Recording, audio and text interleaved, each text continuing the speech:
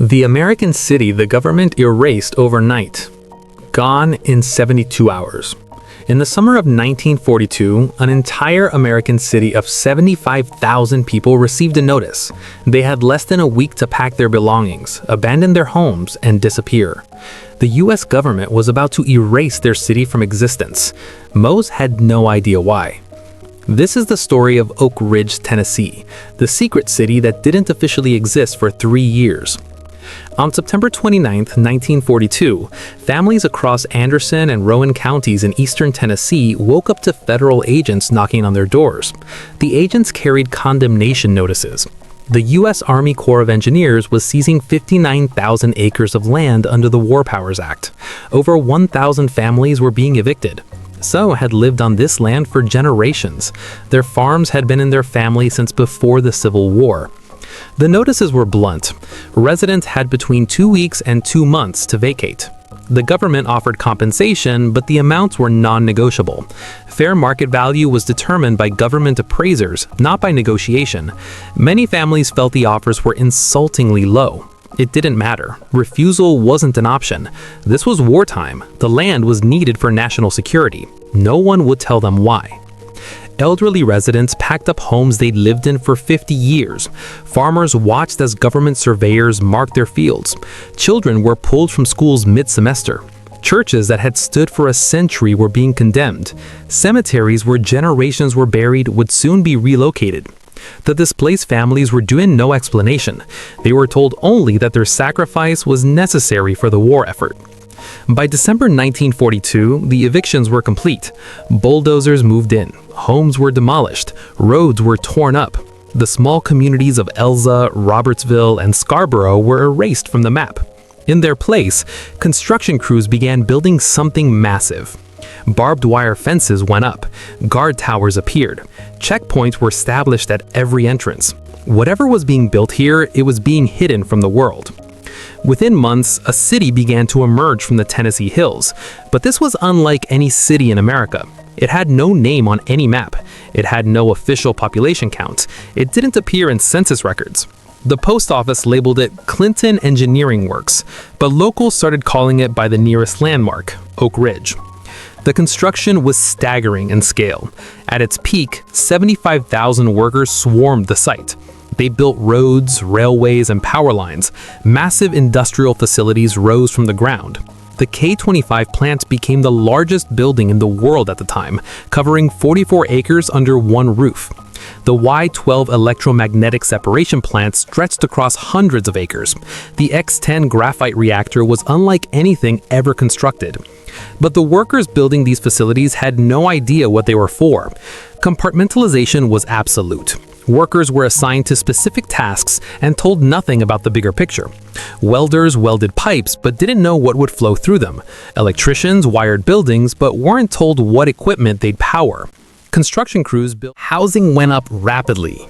Prefabricated homes called Semesto houses were assembled by the thousands. Dormitories housed single workers. Trailer parks sprawled across the hillsides. The city grew faster than infrastructure could keep up. Roads turned to mud in the rain. Raw sewage sometimes backed up into homes. Dust coated everything during dry weather. Living conditions were primitive, but workers kept coming. Jobs were plentiful, pay was good, and everyone knew they were contributing to something important, even if they didn't know what. By 1943, Oak Ridge had become the 5th largest city in Tennessee, but it still didn't officially exist. Everyone who entered Oak Ridge signed secrecy agreements. The penalties for violation were severe, up to 10 years in prison and $10,000 in fines. Armed guards patrolled the perimeter 24 hours a day. The entire city was surrounded by fences and checkpoints. Entry required special badges with color-coded clearance levels. Even residents couldn't enter certain areas of their own city. Mail was censored. Every letter leaving Oak Ridge was read by security personnel.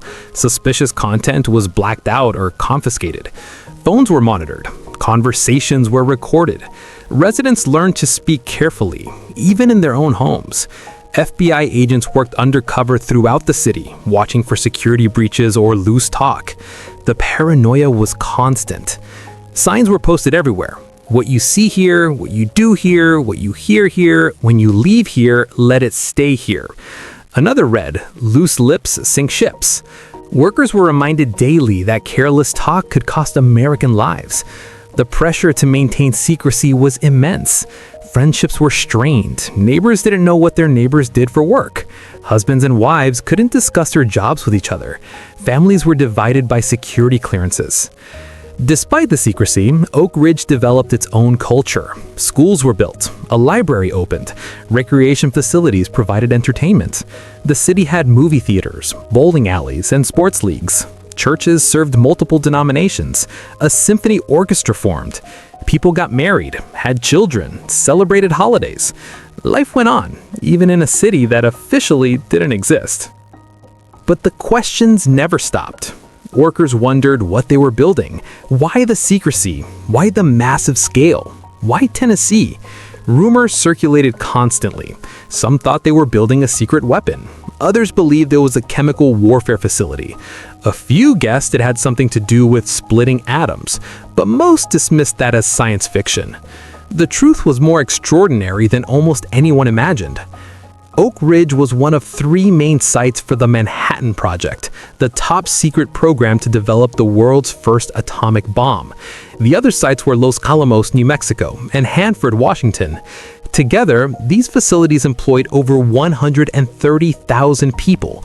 The project cost nearly $2 billion, equivalent to roughly $30 billion today. It was the largest scientific and industrial undertaking in human history. Oak Ridge's specific role was uranium enrichment. Natural uranium consists mostly of uranium-238, which is not suitable for nuclear weapons. Only uranium-235, which makes up less than 1% of natural uranium, can sustain a nuclear chain reaction.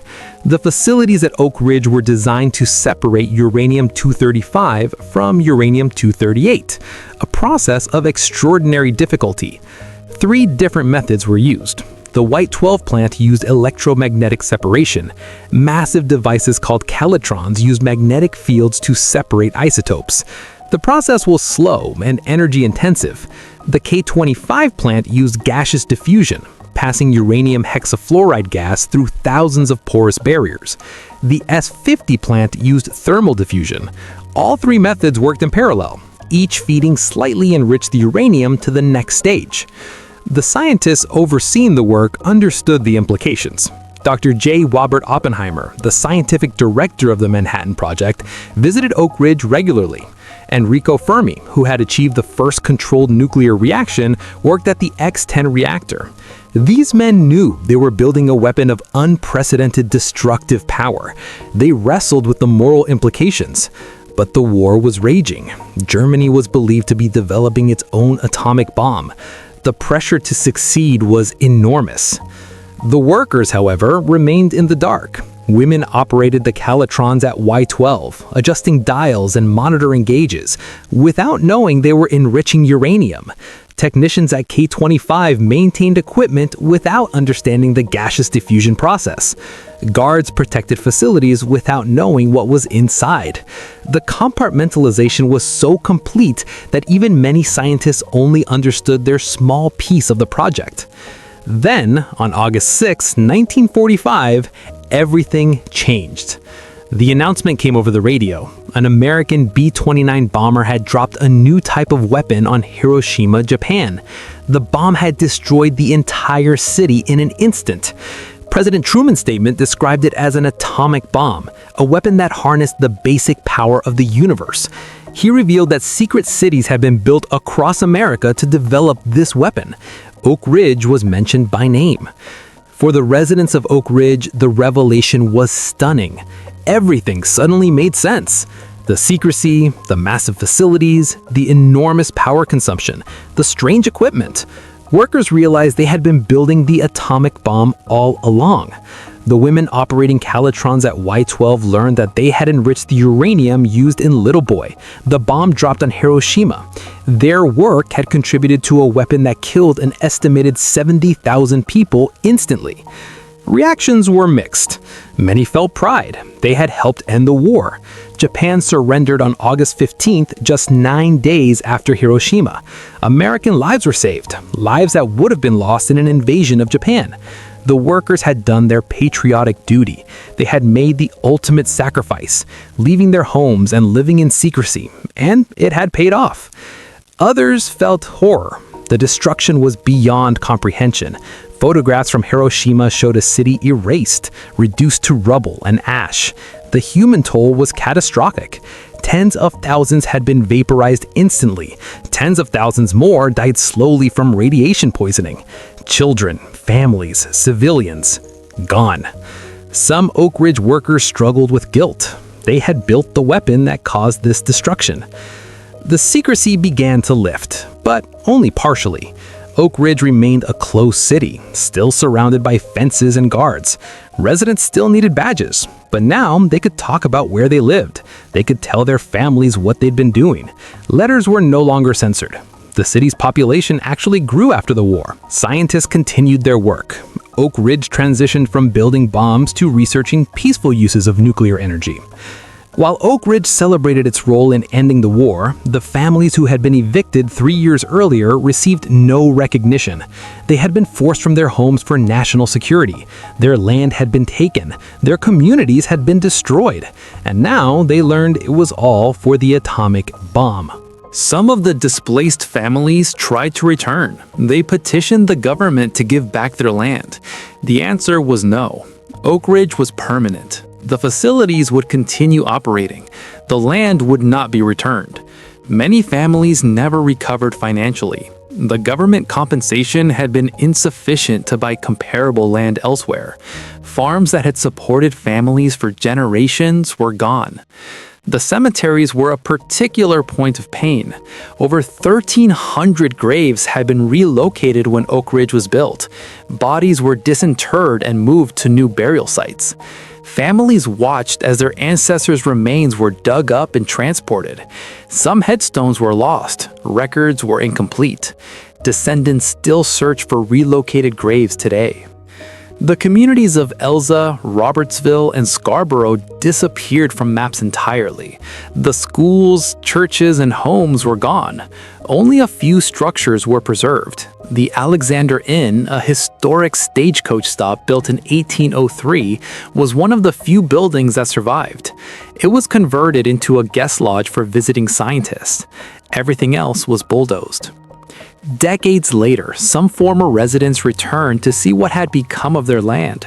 They found industrial plants, research facilities, and the thriving city of thousands. Their farms were buried under concrete and asphalt. The hills they had known were reshaped. Even the landscape was unrecognizable. For many, the visit was heartbreaking. Their past had been completely erased.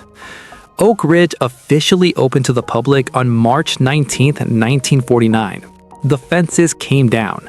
The checkpoints were removed. The secret city was secret no more.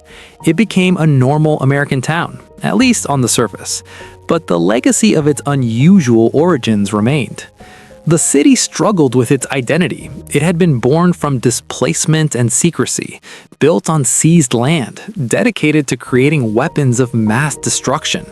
Yet it had also contributed to ending World War II and had become a center for nuclear research. How should Oak Ridge remember its past? The debate continues today. The environmental consequences became clear over time. Decades of nuclear research and weapons production had contaminated the land. Mercury, uranium, and radioactive materials had been released into the soil and water. The federal government spent billions on cleanup efforts. Some areas remained too contaminated for public access. The displaced families had lost land that turned out to be poisoned. The medical effects were also significant. Workers who had been exposed to radiation during the 1940s developed cancers at higher rates. Many died young. The government initially denied any connection, but eventually established compensation programs for affected workers. The medical legacy of Oak Ridge continues to be studied. Today, Oak Ridge has a population of about 31,000. It's home to Oak Ridge National Laboratory, one of the premier scientific research facilities in the world. Scientists there work on everything from supercomputing to clean energy. The city embraces its scientific heritage while grappling with its complex past.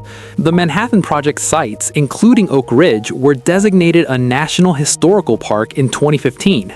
Visitors can tour some of the original facilities. Museums tell the story of the secret city and the development of the atomic bomb. Educational programs explain the science, the history, and the ethical questions that still resonate today. The workers who built Oak Ridge have mostly passed away now, but their stories remain. They were ordinary Americans who answered their country's call during wartime. They left their homes, lived in primitive conditions, and worked on a project they didn't understand. They kept secrets that weighed on them for years. Some took those secrets to their graves, never fully discussing what they'd done or seen. The women who operated the Calitrons at Y12 were among the most interesting. Many were young with only high school educations. They were trained to adjust dials and watch meters, told only to keep certain needles within certain ranges. They had no idea they were enriching uranium. After the war, when they learned what they'd actually been doing, many struggled with the knowledge. They had played a direct role in creating the Hiroshima bomb. Some felt pride. Others felt horror. Most felt both. Interviews with Oak Ridge veterans reveal a common theme. The secrecy was the hardest part. Not knowing what you were building, not being able to ask questions, not being able to tell your family what you did all day. The paranoia of wondering if your neighbors were informants. The fear that casual conversation might be treason. The weight of keeping secrets, even with spouses and children.